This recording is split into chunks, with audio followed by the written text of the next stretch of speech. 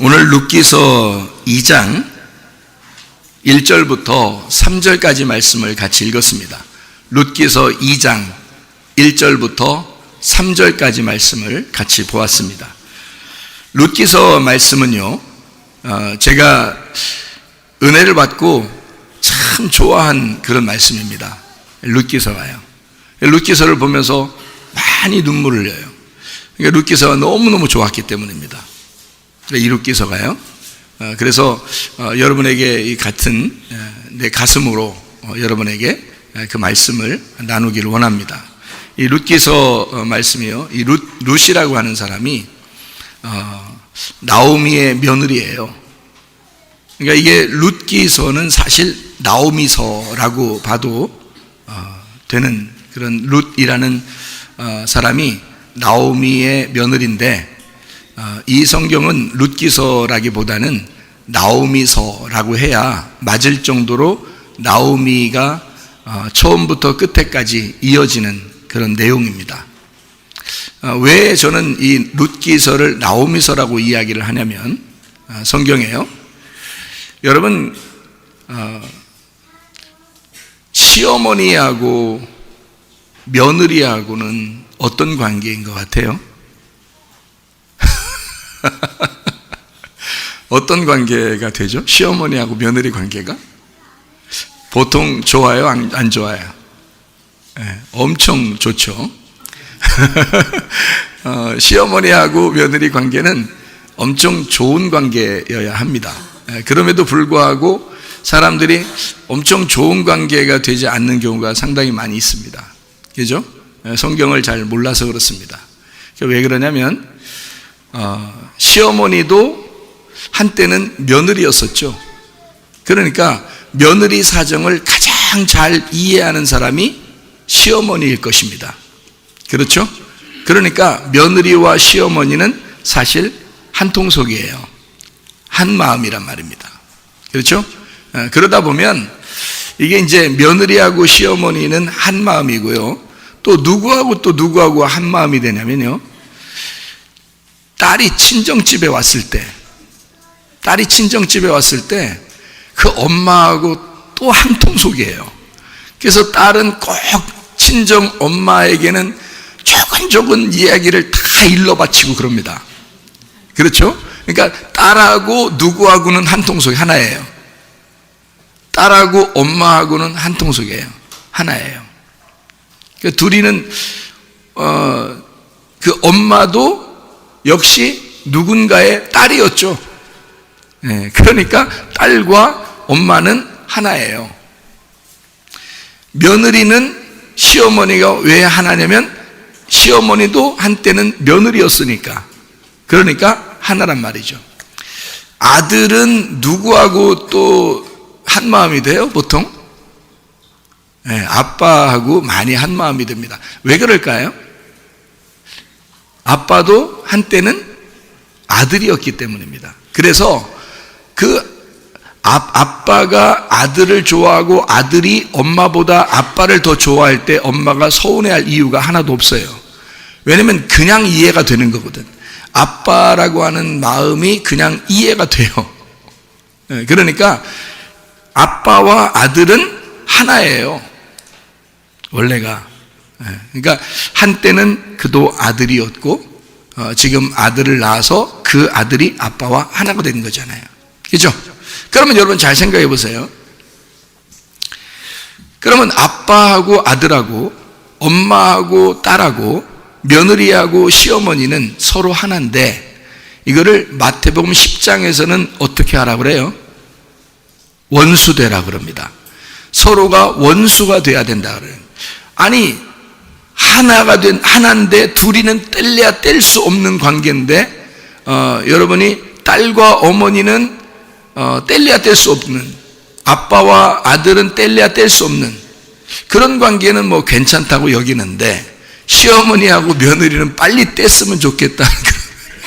그러니까 성경에 그러면 그렇지 이렇게 나오는, 그렇게 하면 되겠어요? 안 되죠. 똑같은 그 단어로 연결되어 있잖아요. 똑같은 문장으로 연결되어 있어서 아들과 아버지, 딸과 엄마, 그 다음에 며느리와 시어머니 이렇게 같이 나왔잖아요. 그 말은 둘이 하나라는 얘기니까 한마디 말하면 하나인 누구를 원수 만들으라는 얘기예요. 하나인 누구를 원수 만들으라는 거예요. 지금 뭔 얘기예요? 그러니까 그 얘기가 진짜 이 세상에 말하는 뭐 이런 얘기도 통하는 얘기죠. 그런데 무슨 얘기를 하려고 했던 거예요? 마태복음 10장에는 원수가 돼야 된다. 먼저 원수가 된다. 칼을 준 것은 너희를 화평하게 하려고 하는 게 아니라 먼저 원수가 돼서 잘라줘야 된다. 그렇게 얘기하는 거거든요. 그래서 자기가 또 하나의 자기가 있는데 둘이 잘라지면 어떻게 돼요? 내가 둘로 나누어지는 거잖아요. 그러니까 한마디로 말하면 누가 죽으라는 거예요. 원수되라는 말은 그 사람 진짜 원수 삼고서 막 그렇게 하라는 의미가 아니고 너 죽어라 그 말이에요. 똑같잖아. 너하고 이거하고 똑같은 거잖아. 그러니까 네가 죽어야 된다 그 말이에요. 그러니까 너를 원수 삼고 죽여라 그 말입니다. 그게 마태복음 10장의 정확한 내용이에요. 그럼 내가 나를 죽이면, 자, 아들과 아버지는 같다겠잖아요. 근데 아들과 아버지가 원수가 되면 내가 나를 죽인 거죠. 이해가 돼요? 내가 나를 죽이니까 하나님하고 어떻게 돼요? 하나가 되겠죠. 내가 나를 죽였으니 하나님만 남잖아요. 그러니까 하나님만 남으니까 내 아들이 되는 게 아니라 하나님의 아들이 되는 거지. 내 아버지가 아니라 하나님이 되는 거죠. 내 딸이 아니라 이제는 하나님의 딸이 되는 거고요. 그죠? 내 어미가 아니라 하나님의 사람이 되는 거죠. 그러니까 하나님의 눈으로 하나님의 마음을 가지고 이걸 봐야 된다. 이런 얘기가 되는 거죠. 그러니까 원수 먼저 삼아서, 다시 말하면 네가 너를 죽이고 네가 이 세상에 있는 걸 하나님의 눈으로 보게 되면 다 이웃이 된다는 겁니다. 그래서 그 이웃을 사랑해야 된다. 그런 말이죠. 그러니까 원수를 원수로 갚지 말고, 그죠? 원수를 원수로 갚지 말고 사랑으로 원수를 갚아라. 그러니까 너에게는 다 뭐가 된다? 이웃 사랑이 된다. 이것을 성경의 계명의 사랑의 완성이라고 그러고 이거를 서로 사랑이라 그렇게 말한다는 거죠. 자, 무슨 말인가 이제 이해가 되겠죠? 그러면 여기서 룻기서를 왜 시어미라고 하는 나오미의 서라고 볼 수 있을까요? 같으니까 며느리가 시어머니고 시어머니가 며느리니까 여기서 보는 것은, 그러니까 며느리가 아기를 낳으면 누가 아기를 낳은 거예요? 시어머니가 아기를 낳은 거예요. 이해가 되시나요? 네, 며느리가 아기 낳는 걸 너무 그 이상하게 생각하지 마세요. 며느리 아기 낳는 건 시어머니가 아기를 낳는 거란 말이에요. 룻기서가 그렇게 이어졌어요. 그러니까 요거를 제가 지금 얘기했던 이런 그 내용들을, 그러니까 성경의 어떤 그 배경을 모르고 그냥 성경을 보면 이해가 안 되는 말들이죠. 룻기서 4장까지 되어 있는데요. 이 4장에 보면 나오미가 아기를 받아서 품에 품고 그의 양육자가 되었다. 4장 16절에 나와 있는 말인데요. 4장 15절에 뭐라고 되어 있냐면요. 이는 내 생명의 회복자이며 내 노년의 봉양자라.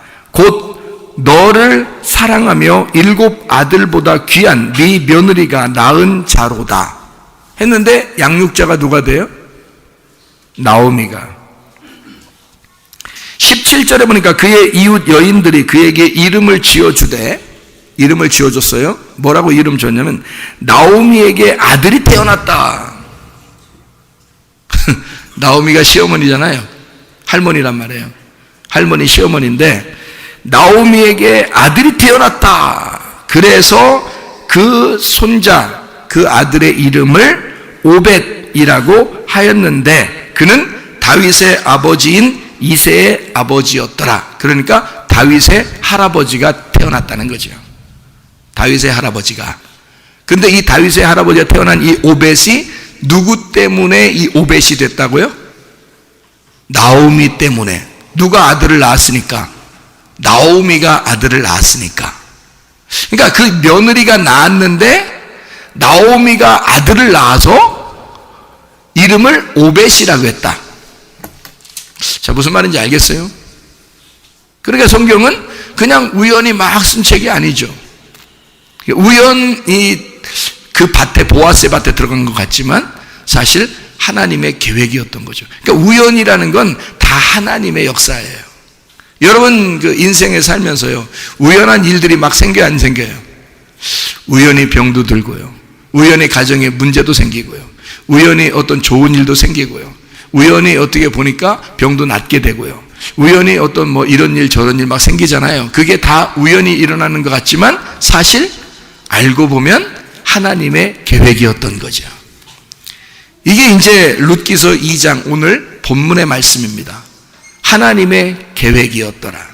이게 우연이라는 그 말, 우연이라는 말이 미크레라는 단어거든요. 미크레라는 단어가 만나진 우연한 사건을 말합니다. 우연한 사건, 만나졌다, 이 만나진, 이게 미크레라는 단어인데 이게 카라에서 나온 단어예요. 이 카라는 우연히 일이 생기다 뿐만 아니라 지정해서 뭔가 지정된 일이 생겼다는 말입니다.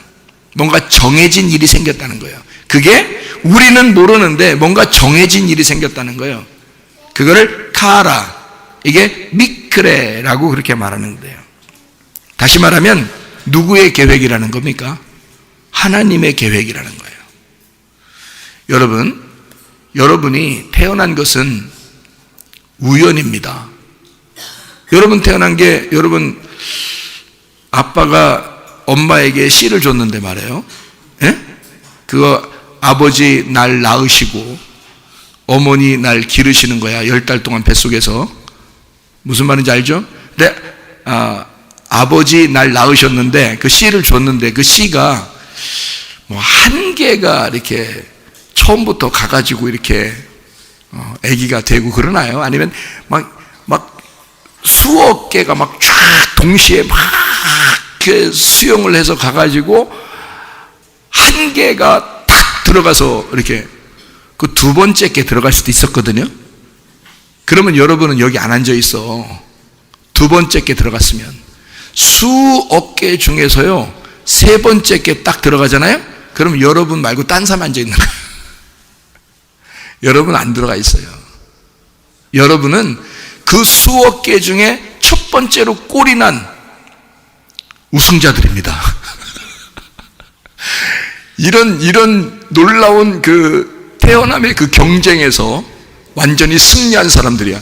그러니까 나는 약해, 뭐 태어날 때부터 약해, 뭐 이런 사람 있잖아요. 태어날 때부터 나는 몸이 연약해서. 근데 어떻게 1등해? 근데 어떻게 1등에서 나왔냐고. 그 수억 개 중에서 1등한 아기가 나와서 앉아있으니까 여러분 다 1등한 사람들입니다. 그렇잖아요. 내가 지금 뭐 없는 얘기하는 거예요? 2등한 사람이 지금 나왔으면 말이에요. 여기 안 앉아있다니까? 다른 교회 가서 앉아있지. 3등한 사람이 나오면 다른 교회 가서 앉아있어요. 여기 없다고요. 항상 누구나 할 것 없이 변함없이 1등한 자만 들어가는 거라고. 1등한 사람만 다 앉아있는 거라고. 여기 지금 다 1등이야. 그러니까 하나님 나라에 가면은 다 1등이라고 그러잖아요. 하나님 나라 가면. 그러니까 하나님 나라 갔는데도 1, 2, 3, 4, 5, 6, 7등 줄 쫙 써가지고 1등상, 2등상, 3등상 이렇게 받을 것 같아요, 여러분? 그러니까 교회 오면은, 특별히 우리 교회 오면 뭐 하라고 그래? 가만히 있으라고 그래. 뭐 열심히 하라고 그래. 예, 1등상 받으라고 열심히 하라는 게 아니라 가만히 있으라고 그래요. 가만히 있으라는데 이상하게 예배 드리러 나오고, 가만히 있으라는데 말씀 들으러 나오고, 가만히 있으라는데 자꾸 말씀이 좋대요. 그런 이게 뭐냐면 가만히 있으라는데 그냥 너는 가만히 편하게 살으라고 그러는데 말씀 듣는 거 좋대. 그러면 그게 자유 안에서 사랑을 깨닫는 거죠. 너 이렇게 해야 돼. 열심히 해야 돼. 1등 하려면 하늘 올라서 1등상 받아야지. 경쟁해. 서로 경쟁해. 그래서 전도 이만큼은 1등상. 여기서는 상을 냉장고 받지만 전도 1등상 받으면 냉장고 주고 세탁기 주고 텔레비 주고 이거 받지만 하늘 올라가서는 금은 보화를 받으시기 바랍니다. 그러면 아멘 뭐 이런다고. 이게 뭐냐고. 아니 그러면 전도 엄청나게 많이 한 바울은 1등에 1등 특등상 받았네. 그러면 바울한테 죽임당한 스데반은 꼴째에서 한 3번째 정도? 한참 꽃 피울 때 죽었으니까. 스데반은 한참 꽃 피우려고 하는데 바울이 죽여버려서 어떻게 해요? 그거 누가 말려? 하나님이 그냥 죽도록 내비뒀는데. 여러분, 하나님을 그렇게 보십니까? 하나님을 여러분을 교회라는 곳에 모아다 놓고서 여러분 경쟁시켜서 1, 2, 3, 4등을 다 나눌 것 같아요? 그런 하나님으로 착각하십니까? 아직도? 우리 교회는 그런 착각 안 하시겠죠? 예. 그래서 가만히 있으라는 거야. 가만히 있어도 똑같은 상 받으니까. 근데 너무 가만히 있는 거 그만 안 돼. 너무 가만히 있으면 그 말씀도 안 들으러 오지. 예배도 안 들으러 오리. 그렇게 가만히 있으라는 얘기가 아니잖아요. 가만히 있으라고 하는데 말씀 들으러 오고 예배 드리러 오고 싶어지고 이런 마음을 갖는 거죠. 가만히 있는데 하나님이 말씀을 하시는 거고 그걸 들으러 오는 거죠. 듣고 싶어 하는 거. 그런 마음을 갖는 거죠. 우리가 열심히 뭘 노력하고 이런 의미가 아니란 말이에요. 자, 스데반과 바울이 하늘나라 올라갔어요. 상을 똑같이 받겠어요. 바울은 전도 많이 했으니까 상 1등상 받고 스데반은 꼴등상 받고 이러겠어요. 바울과 스데반은 똑같이 상 받는 거예요. 스데반은 바울에게서 죽임당하는 컨셉이기 때문에 그런 거예요. 그래서 죽임당한 거예요. 바울은 스데반을 죽이는 컨셉이에요. 그래서 처음으로 죽인 사람이야. 그때가 사울이었어요. 사울. 구약의 사울 왕은 누구를 자꾸 쫓아다니면서 죽이려고 그랬죠? 다윗을 자꾸 쫓아다니면서 죽이려고 한 거야. 그러면 신약에서 다윗은 누구야 그러면? 스데반인 거야. 사울이 신약에서 사울이 스데반을 쫓아와서 죽인 거야. 그리고 그 가슴에 사울이라는 사람이 예수를 만났어요. 만나고 나니까 자기가 비늘이 덮여 있었어.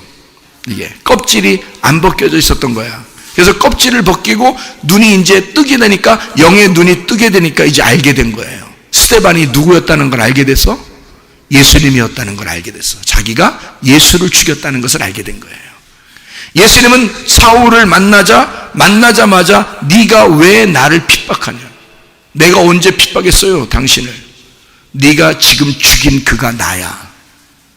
그러니까 예수님도 스데반이 자기라고 인정했고, 사울도 스데반을 죽이고, 아, 내가 예수를 죽였구나 라는 것을 깨달았어요. 그 메시아를 죽였구나. 자기는 하나님한테 잘 보이려고 사실 스데반까지 죽이면서 열심히 유대교를 섬긴 거거든요. 그런데 알고 보니까 예수님을 죽인 거예요. 그러니 사울이 바울이 돼서, 사울이요 이름이 바뀌어 바울이 됩니다. 구약의 사울은 뭐가 됐어요? 죽고, 구약의 사울은 죽고 다윗으로 태어나게 되는 거지. 아니 다시 이렇게 엄마 뱃속에 들어갔다 태어나 이런 말이 아니라 거듭난 거죠. 사울이 다윗이 됐단 말이에요. 그래서 사울 왕이 죽을 때, 사울 왕이 죽어야 다윗이 왕이 되는 거예요. 같이 있을 때는 다윗이 왕이 될 수가 없어요. 사울이 왕인 거야 늘. 근데 그 사울은 육체를 상징하기 때문에 다윗이라는 영을 계속 죽이려고 하는 거예요. 여러분의 육체적인 욕심 같은 게 있죠. 고집도 있고 자존심도 있고, 승질을 그렇게 안 내고 싶은데도 짜증나고 승질날 때가 있죠. 그 왜 승질나는지 알아요? 승질만 안 내면 결혼 생활은 성공한다 그랬죠. 교회 생활도 성공하고. 근데 자꾸 짜증나고 승질나. 근데 왜 승질나고 짜증나는지 알아요? 조급하면 그래요. 조급해지면. 마음이 뭔가 불안하면 그렇습니다. 불안하고 조급하고 뭔가 두렵고 뭔가 이렇게 급해졌으면요 승질이 납니다. 근데 마음에 여유가 생기고 평안이 오고 그러면요 승질 안 나요. 예. 그래서 예수님이 부활하고 나타난 다음에 제자들한테, 그 조급하고 두려워하고 무서워하는 그 제자들한테 나와가지고 예수님이 뭐라고 그래요? 너희에게 뭐가 있을지어다? 평강이 있을지어다. 그거부터 주잖아요. 왜? 너 마음 좀 다스려라 그거야. 마음 좀 여유를 가져라 그거야. 하나님하고 하나가 되라 그거야. 네 마음만 있으면 사울 왕이면요, 사울은 늘 조급하고 사람을 죽이고 싶어하고 그런단 말이에요. 사울은. 근데 다윗이 되면 그렇잖아요. 다윗은 늘 여유가 있습니다. 사울 왕을 죽일 뻔한 일이 2번씩이나 있었어요. 근데도 안 죽입니다. 하나님이 기름 부었으니까.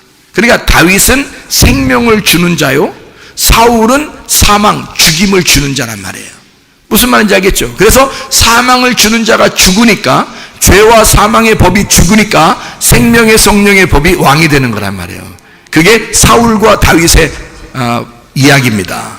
이것을 신약에 와서는 사울이라고 하는 바울이 스데반을 죽이기 전까지, 그러니까 스데반은 굉장히 완전한 사람이에요. 스데반은 성경에 보면 스데반 이야기가 많이 나와요, 안 나와요? 많이 안 나오죠. 그만큼 완전하단 말이에요. 바울은 왜 이렇게 많이 나와? 불완전하기 때문에 그런 거예요. 스데반은 너무 완전하니까 한 방에 딱 끝나잖아. 그냥 말 안 하잖아. 그냥 한 방에 딱 끝나잖아. 하나님 저를 받으시옵소서. 끝. 그냥 딱 끝나는 거야. 스데반 너무 완전하니까. 스데반은 죄가 없는 자예요. 예수를 만난 자이고. 그러니까 이 스데반은 예수님인 거야. 말씀이 된 자예요. 그는 앉아서 영안의 눈이 띄어진 자고 하나님을 본 자란 말이에요. 자, 이렇게 스데반을 사울이 죽였어요. 죽이고 예수님을 만나니까 스데반이 예수님이라는 사실을 깨달았단 말이에요. 그렇죠? 그렇게 하고서 이 사울이 어떻게 됐어요? 바울이 되죠. 바울이 됐을 때 이 바울이 가슴속에 늘 누가 있어? 스데반이 있는 거예요. 죽을 때까지 이거는 없어지지 않는 거예요. 죽을 때까지. 바울의 그게 가시야. 그게 가시야. 그 마음 좀, 그 괴로운 것 좀 없애달라고 해도 안 없어져. 눈이 물론 이제 예수님의 빛을 너무 강렬하게 빛을 받아서 눈이 멀었었다가 떴기 때문에 눈이 이제 상당히 안 좋았다는 얘기가 이제 나와요. 눈이. 그래서 글씨도 크게 이렇게 써야 되고 이렇게 하는 그런, 그래서 글씨를 대신 써주는 사람들이 있었어요. 바울의 눈이 안 좋았기 때문에. 그것도 가시이죠. 어떻게 보면 자기가 하나님 나 눈 좀 이제 이거 눈 너무 힘듭니다. 보기가요. 그러니까 계속 눈물 나고 이게 진물이 뜨고 이러니까 너무 힘드니까 하나님 나 눈 좀 깨끗하게 낫게 해주십시오. 이렇게 했는데 하나님이 그 가시가 있는 것은 내 은혜가 너무 족하기 때문에 그런 거야. 그냥 가지고 살아. 이렇게 바울에게 이야기를 한 거죠. 그래서 사람들이 또 뭐라 그러면 병을 위해서 기도하다가 질병이 있잖아요. 병을 위해서 기도하다가 하나님 이 질병이 떠나가기를 원합니다. 병 좀 낫게 해주세요. 근데 안 나서 그러니까 자기가 또 뭐라고 생각을 해요. 바울도 그랬대. 그러니까 이 가시는 안 없어지는가 봐. 이렇게 생각할 때가 많이 있죠. 여러분이 바울이에요? 여러분이 바울 같지가 않으면 그냥 기도하셔. 낫게 해달라고. 그냥 하셔. 그건 그런 가시가 아니에요. 바울이 말하는 그런 가시는 그런 가시가 아니라고. 그를 계속 괴롭히는 그 가시란 말이에요. 그래서 이 바울이 다시 사울로 돌아가지 않도록 늘 바울로 살아가도록, 그 작은 자로 살아가도록 계속해서 만들어내는 가시란 말이에요. 자, 사울이라는 자가 바울이 되었습니다. 그렇게 바울을 만든 자가 누구예요? 물론 예수님이지만 스데반이에요. 스데반을 죽였을 때 알게 된 거예요. 그러니까 스데반과 바울은 솔직히 말하면 하늘나라 올라가서 상급을 똑같이 받아야 돼. 서로 틀리게 받아야 돼. 똑같이 받아야 돼요. 하늘나라 올라가면 다 똑같은 거야. 자, 여러분은 이 세상에 지금 다 뭘로 태어났다고? 1등으로 태어났다고. 다 똑같이 1등이라고. 하늘나라 올라가면요 1, 2, 3, 4등 이런 거 없어. 1등 꼴등 이거 없어요. 하늘나라 올라가면 다 1등이야. 천국 올라가면요, 목사님 진짠가? 그런 얘기 못 들어봤는데. 그렇게 생각할 수도 있어요. 여러분, 그렇다면 하늘나라 올라가셔서 보는 수밖에 없어요. 일찍 보고 싶으면 일찍 올라가셔서 보는 수밖에 없는데, 지금 제가 말한 게 사실인지 가서 올라가서 보시면 알아요. 태어날 때도 다 1등만 태어났잖아요, 여러분. 첫 번째 꼴이 난 사람들만 다 태어나서 앉아있다고, 여기 지금. 그러니까 우리 교회는 실제로 말하면 1등 교회야. 엘리트 교회, 1등 교회들만, 딱 1등 사람들만 있는 거예요. 1등. 자, 우리가 그렇게 태어난 사람들이라고요. 다 1등만 있어요. 하나님 안에서는요, 하나님 안에서는 다 1등이에요. 하나님, 제가, 그냥 아직도 나 나쁜 뭐가 있는데, 아직도, 어떡하지, 하나님? 나 1등 안 같아, 꼭. 뭐 이런 생각 할지도 모르지만, 그건 네 생각이고, 하나님의 생각에는 모두 다 1등이야. 자식을 낳았는데, 다 1등으로 태어난 거고, 부모가 자식을 볼 때 첫 번째 아들부터 5번째 아들까지 다 똑같이 1등이에요. 부모님 마음에는 다 똑같단 말이에요. 근데 우리가 생각할 때는 1, 2, 3, 4등 이렇게 구분하는 것 같이 보이는 것 뿐이에요. 자, 무슨 말인지 알겠죠? 자, 이게 하나님의 계획이란 말이에요. 하나님의 계획. 여러분이 태어난 게 그냥 우연히 태어난 것 같죠? 엄마 아빠가 그냥 괜히 사랑 나누더니 태어나기 싫었는데 할 수 없이 태어난 것처럼, 우연히 태어난 것처럼 태어난 것 같죠, 여러분? 근데 이 우연이 무엇인가를 깨달으면, 보아스를 만나게 되면, 룻이 보아스를 만나는 순간 이 우연히 밭에 들어간 것은 이제 더 이상 우연이에요, 하나님의 계획이에요? 하나님의 계획이 되는 거야.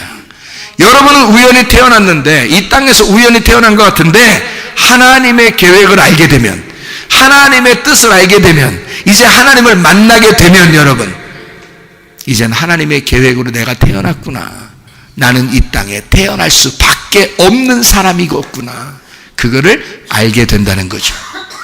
그러니까 여러분, 좌절하지 마세요. 불안하지 마세요. 두려워하지 마세요. 우리는 다 1등입니다. 하나님 안에서 다 1등이고, 우리가 우연히 태어난 것 같고 잘못 태어난 것 같지만 우리는 다 하나님의 계획 속에서 태어난 사람들이라고요. 하나님을 만나게 되면 그걸 알게 되는 거예요. 근데 하나님을 못 만나면 그걸 모르는 거예요. 하나님 못 만나. 그래서 사람들이 못 만난 사람들을 어떻게 하냐면, 그걸 모르니까 어떻게 생각되냐면, 아이고, 내가 왜 태어났나? 그래서 생일 파티할 때도 애들이 박수 치면서 노래해 주는 거 있잖아요. 왜 태어났니? 왜 태어났니? 그 노래해 주잖아. 우리는 왜 태어났는지 알아요, 몰라요? 알아요. 우리는 우연히 태어난 것 같지만 하나님의 계획 속에서 태어날 수밖에 없는 사람들이었다고요. 하나님의 기쁨이라고요. 부모의 기쁨이라고요. 이해가 되십니까? 그렇게 태어났다고요. 우리는 우연한 가운데 하나님의 계획 속에 태어난 사람들이 됐다고요. 우리는 왜 태어났는지 안다고요. 어떻게 살고 있어요. 그리고 어디로 가는지 알아요, 몰라요? 알아요. 우리는 어디로 가는지 알아요. 하나님의 품속에 다시 들어가는 겁니다. 우리가 나온 그 고향으로 돌아가는 겁니다. 무슨 말인지 알겠어요? 나는 우연히 하늘로부터 떨어진, 이 땅에 떨어진 인간이었는데 여기서 하나님 안에 다시 돌아가는 거란 말이에요. 그게 우리가 가는 길이라고요. 그러니까 하나님으로부터 나와서 하나님 안에서 살다가 하나님에게 돌아가는 거란 말이에요. 우리는 그걸 분명히 아는데 모르는 사람들이 상당히 많죠. 그러니까 이 사람들이 자기의 생명을 우습게 한다고요. 자기의 생명을. 근데 여러분과 저는 이 생명이 얼마나 귀한가, 여기는 아이들이 얼마나 생명이 귀한가, 이게 그냥 태어난 아이들이 아니구나, 이렇게. 저렇게 보자기 쓰고 이렇게 막 매달고 다니고 이런 아이들도 우연히 저렇게 돌아다니는 게 아니었구나. 하나님의 계획이었구나. 이 얼마나 귀한 생명인가. 쟤도 1등에서 나왔구나. 1등에서. 너 1등이야. 너 한글 몰라도 1등이야. 사람들은 한글 모르면 순 바보로 알지만 교회 안에서는 너 1등이야. 수학 공부 좀 못해도 너 1등이야. 세상에서는 수학 공부 못하면 순 바보 머저리로 알지만 너는 1등이야. 이해가 되겠습니까? 여러분, 우리 모두는 1등이에요. 다 주님 안에서의 하나님 우연한 미클의 하나님의 계획 속에서 태어난 사람들이라고요. 이게 우연히 룻이 보아스의 밭에 들어갔다고 하는 하나님의 놀라운 역사입니다. 이것을 깨닫게 되면 우리 인생을 아무렇게나 살 수 없어요. 얼마나 귀한 인생인데 함부로 삽니까? 그 하루하루를 어떻게 낭비하면서 살 수 있겠습니까? 얼마나 귀한 인생으로 이 땅에 떨어졌는데요. 우리가 하나님 안에서 살으셔야지. 하나님의 계획 속에서 우리를 태어났으니 뭔가 목적이 있단 말이에요. 하나님의 그 목적대로 살아가는, 하나님의 그 이유, 하나님의 그 이유 때문에, 하나님의 그 목적 때문에 살아가야 된다 이 말입니다. 그러니까 그 목적, 가장 큰 목적을 알아야 되겠죠. 하나님의 그 뜻을, 하나님의 의미를 알아야 되겠죠. 그래서 의미 없는 삶이 아니라 의미 있는 삶으로 바뀌어서 살아야 되는 거죠. 우리는 의미 없이 살았었는데 하나님을 만나고 나니까, 말씀을 만나고 나니까, 교회를 만나고 나니까 의미 있는 삶이 무엇인지를 알았다는 거죠. 하나님이 무엇을 원하시는가, 나를 통해서 하나님이 원하는 게 무엇인가를 알고 살아가는 사람들이라는 거죠. 이게 사명을 가지고 태어난 사람들이다. 이 땅에 사명을 가지고 태어난 사람들이다. 그냥 우연히 쓸데없이 태어나서 쓸데없이 살다가 아무 허공에 그냥 떠나가는 그런 인간이 아니라 진짜 하나님 이유를 알고 태어나, 우리가 왜 이유를 알고 우리가 살다가 이유가 있는 곳으로 간단 말이에요. 그것이 바로 우연히